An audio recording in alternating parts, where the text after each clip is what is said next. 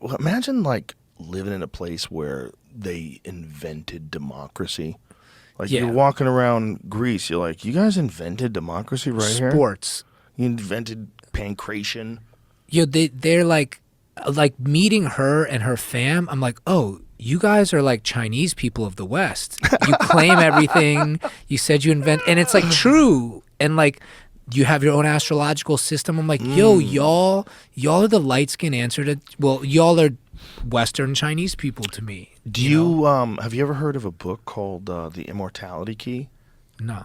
It's a book by this guy, Brian Murarescu, and it's all about ancient Greece. And it's all about these enlightenment ceremonies that they were doing. And they realized over time, these researchers did, that what they were doing is they were drinking wine that was laced with ergot, which has psychedelic properties. So ergot, which is very much like LSD.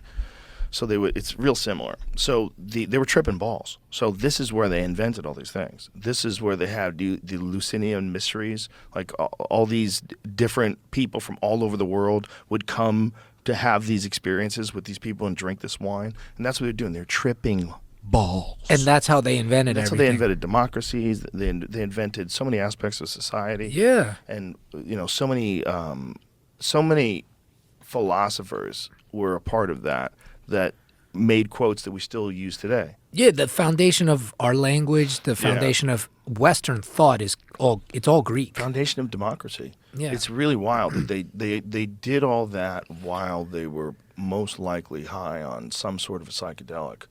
And Brian Murarescu in this book makes the case so convincingly and academically that Harvard opened up like a field of study in looking into ancient Greece and psychedelic drugs.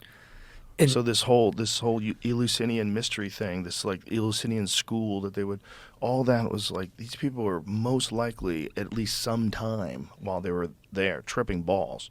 See, for me, when I was in high school, I was really interested in reading about 5th century philosophy and thought, because in the 5th century, you get Plato, Aristotle, Socrates, Lao Tzu, Buddha, all of those things. And when you compare them, at the end, everyone in those civilizations tends to agree on the idea of order and balance. Yeah. Feng shui, like yin and yang. Yeah. That there's two sides to everything. And that is the foundation of like my value system, because I'm like, yo, that was interesting. That was a century where people called a spade and was like, you have to stay even and balanced.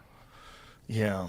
There's two sides to everything, And when you compare the philosophy, when you do a comparative look at the philosophies, they do come to like some similar conclusions from a macro perspective. Yeah, I think most human beings, when intelligent human beings get together to debate ideas over a long period of time, as long as they're entering into this thing not with the desire to formulate propaganda, but to actually get to the truth, they come to similar conclusions.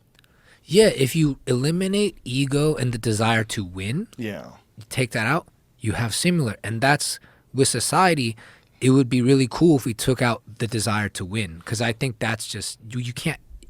It's fucking us up. Yeah, it's always going to fuck you up. And I think it's because of what we talked about before, that every person should have something that they're doing that's difficult to do.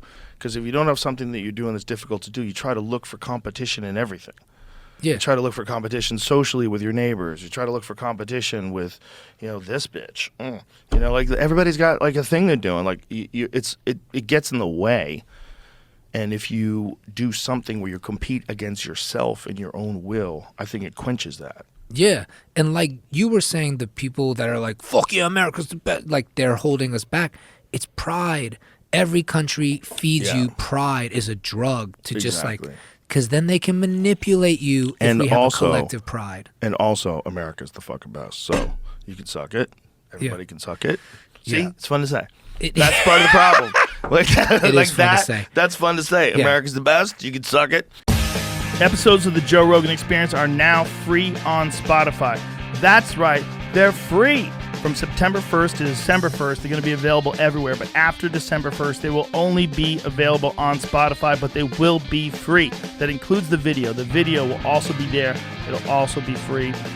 That's all we're asking. Just go download Spotify. Much love. Bye-bye.